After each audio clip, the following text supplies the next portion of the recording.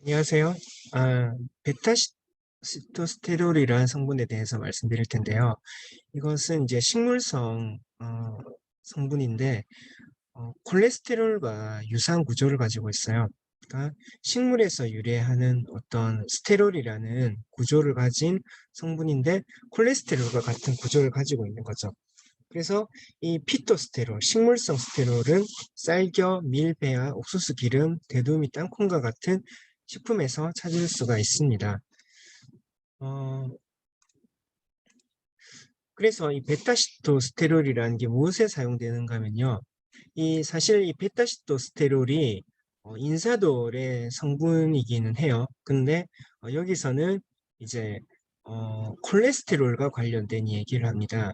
베타시토스테롤은 콜레스테롤 수치를 낮추고 일부 암의 위험을 줄일 수도 있는 것으로 알려져 있어요.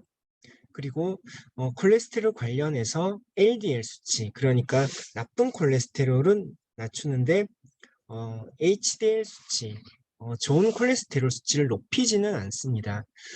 그리고 전립선 비대증이 있잖아요. 남성의 전립선 비대증의 증상을 베타시토스테롤이 완화할 수 있다고 합니다.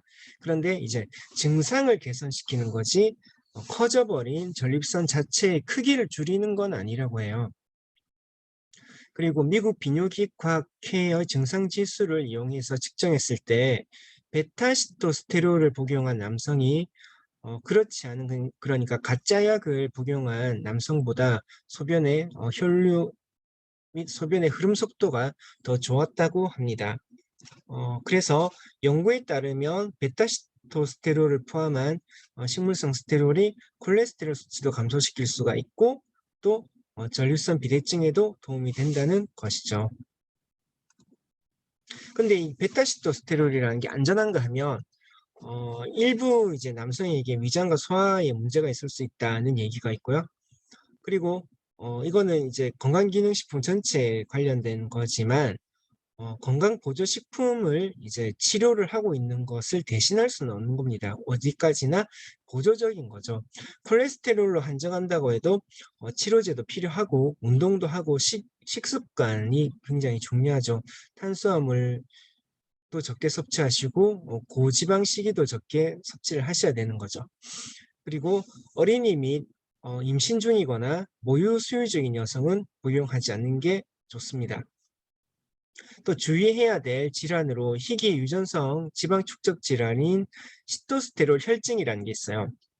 이 질환을 앓고 있는 사람들은 혈액과 조직에 베타시토스테롤과 관련된 지방이 너무 많이 있는 거예요. 그래서 시토스테롤 혈증이 있는 경우 베타시토스테롤을 복용하지 않는 게 좋습니다. 자, 베타시토스테롤 투여량을 보면 성인의 경우 최대 복용량은 최대 3개월 동안 매일 3, 4g을 복용한 경우가 있습니다.